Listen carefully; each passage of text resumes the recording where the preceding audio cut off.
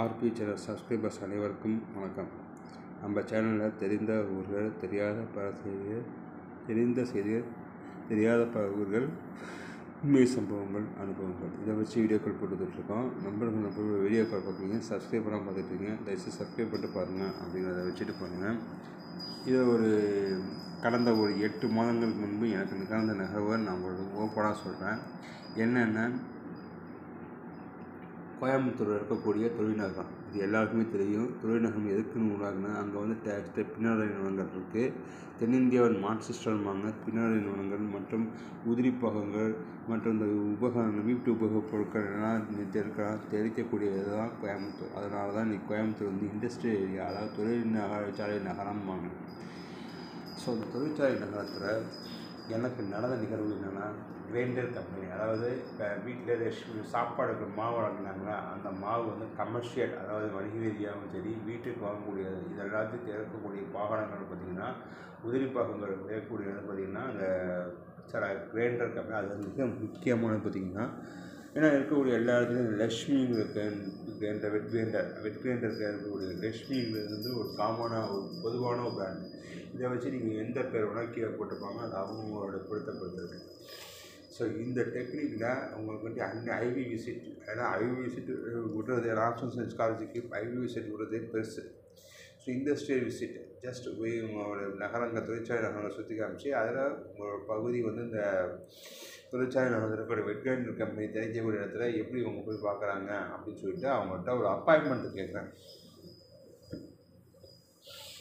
அவங்க எல்லாம் சனிக்கிழமை ஞாயிற்றுக்கிழமை உண்டா அப்படின்னா, சனிக்கிழமை உண்டா, சனிக்கிழமை நேரம் தான் இருக்கும், எத்தனை மணி இருக்குன்னா, சரி நான் பார்க்கலாமா, ஒரு 40 பேர் வருவோம் அப்படின்னா, நான் கேட்குறது செவ்வாய்க்கிழமை, நான் அப்பாயின்மெண்ட்டு கேட்குறது சனிக்கிழமை, ஞாயிற்றுக்கிழமை, சனிக்கிழமை 2 மணிக்கு மேலே வாங்கன்னு சொல்லிட்டு, அடுத்த நிமிஷம் வாயிலேருந்து வந்த வார்த்தை என்னென்னா, உங்களுக்கு என்ன வேணும் அப்படின்னு.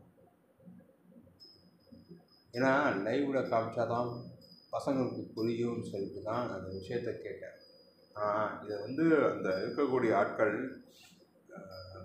என்னமோ அவங்கள்ட்ட நான் பிச்சை கேட்குறது மாதிரி இந்த விஷயத்த, எனக்கு என்ன வேணும், என்ன தெரியணும், என்ன வேணும், எப்போ வருவீங்க, இல்லை ஏன் நான் இப்போ உங்கள்கிட்ட அப்பாயின்மெண்ட் கேட்குறேன், அவைலபிள் இருந்தால் கொடுங்க, ஒன்றுனா ஒன்றும் பிரச்சனை இல்லை. என்ன பார்க்க போறீங்க ஏங்க இண்டஸ்ட்ரின்னு வச்சு நடத்துறீங்க, இண்டஸ்ட்ரின்னா எப்படி அசம்பிள் பண்ணுறது, அசம்பிள் பண்ணும்போது என்னென்ன இதை யூஸ் பண்ணுறீங்க, அதாவது என்னென்ன நாங்கள் அதை வச்சு பார்க்க போகிறது கிடையாது. ஜஸ்ட் அதை இதான் கம்பெனி, இதுதான் இந்த மெட்டீரியல் யூஸ் பண்ணுறாங்க, இது மோட்டார் டெக்னிட்டு என்னென்ன மோட்டார் யூஸ் பண்ணுறீங்க, அந்த கிரைண்டர் சுத்த வைக்கிறதுக்கு அதை எப்படி அசம்பிள் பண்ணுறீங்க, இதெல்லாம் நாங்கள் இப்போ ஜஸ்ட் அசம்பிள் பண்ணி அதை உங்களுக்கு போட்டியாக நாங்கள் போட மாட்டோம். ஜஸ்ட் அது ஓவரால் இது ஒன்று கொடுத்தாவே போதும். நான் உங்கள்கிட்ட பிச்சை கேட்டு உங்களுக்கு எதிராக நாங்கள் கடை போட்டு உட்கார மாதிரி பிச்சைக்காரத்தனமாக பார்த்தேன். இது எந்த அளவுக்கு சாத்தியம் தெரியல. ஒரு 40 பேர் கடிதம் போட்டு நீங்கள் ஓகே கொடுத்தா, அதில் நாங்கள் பிரின்ஸ்பல்கிட்ட கழுத்து வாங்கிட்டு வரணும் சார் அப்படின்னு சொல்கிறேன். வரேங்க, என்ன வேணும், என்ன பார்க்க போகிறீங்க, உங்களுக்கு என்ன தேவை அப்படின்னு ஃபோனில் கேட்குறது எதுக்கு நான் அப்பாயின்மெண்ட் கேட்குறேன். இதை சம்மந்தப்பட்ட உண்மையாக அந்த தொழிலுக்கு உண்மையாக பண்ணி கொடுக்கக்கூடிய ஆட்கள் பதிவு கொடுப்பாங்க. அப்போ உங்கள் ஏனாதானம் கொடுத்தீங்கன்னா அப்போ உங்கள் மேலே தொழில் மேலே மட்டும்தான் மக்கள் அதை வாடிக்கையாளர் எந்த அளவுக்கு நீ காயப்படுத்துவ, எந்த அளவுக்கு சர்வீஸ் கொடுப்ப, இதெல்லாம் வெட்ட வெளிச்சமாக தெரியுது. ஒரு அப்பாயின்மெண்ட்டே நீ கொடுக்குறது யோசிக்கிறேன்னா, கஸ்டமருக்கு எதுவும் வாடிக்கையாளருக்கு எதுவும் பிரச்சனைனா நீ கை கொடுப்பியா? அப்புறம் எதுக்கு நீ வாரண்ட்டி கொடுக்குற? வாரண்ட்டிங்கிறது குறைச்சா 3 to 5 வருஷம், 1 வருஷம் டெக்னிக்கல் வாரண்ட்டி, டெக்னிக்கல் கேரண்டிம்பாங்க. வண்டி இந்த பிரச்சனை ஆகிடுச்சுன்னா மாற்றி கொடுக்கணும். இது 1 வருடம், 1 வருடத்துக்கு 3 வருடத்துக்கு சில பேர் 5 வருடம் கூட கேரண்டி. அதாவது கேரண்டினா அந்த பொருளுக்கு நாங்கள் இந்த சேதம் முடிஞ்சால் அந்த சேதத்தை மட்டும் மாற்றி கொடுப்போம், அந்த சேதத்தை வேணும் சர்வீஸ்லேயே ப்ரிப்பேர் பண்ணி கொடுப்போம், அதில் ஏதாவது மோட்டரை வச்சு கொடுப்போம். இதெல்லாம் பண்ணுறதுக்கு தான் அந்த இதை கொடுப்பாங்க. நீ ஃபோன்லேயே எல்லாத்தையும் வாங்கிட்டு பண்ணினா அப்போ உனக்கு எந்த எகத்தான இருப்பான். நீ ஒத்தக்கல் கிரைண்டர் கொடுக்கணும், ஒத்தக்கல் கிரைண்டர் வச்சிருக்கக்கூடிய இடத்துல இருக்கீங்களா, இல்லை 4 கிரைண்டர் இருக்கக்கூடிய இடத்துல இருக்கீங்களா, இல்லை இந்த மூடி போட்டது, இது எல்லாமே மேனுஃபேக்சரிங் தான் வருது. அதுக்கடுத்த மிக்சி. ஸோ அதிர்ஷ்டம் எதனா கிரைண்டர் மட்டும் பண்ணால் மிக்சியும் சேர்த்து பண்ணிகிட்டு இருக்கீங்க, ஜூஸர் வெட் கிரைண்டர்னு பண்ணு. அப்புறம் எதுக்குடா நீங்கள்லாம் யூடியூப் சேனலில் விளம்பரத்தை போட்டு மக்கள் சாவ வச்சுட்டு இருக்கீங்க. ஒரு மாணவராக செய்யக்கூடிய ஆட்களுக்கு பாதுகாப்புக்கு வந்து அவங்க என்ன பண்ணுறதுன்னா எல்லாத்தையும் ஃபோன்லேயே நோட்டிருந்தா அப்போ எதுக்கு நீ கம்பெனி வச்சு நடந்துருக்க? முதல்ல நீ கம்பெனியா? இதை தெளிவுபடுத்துகிறோம் சம்மந்தப்பட்டவர்களுக்கு.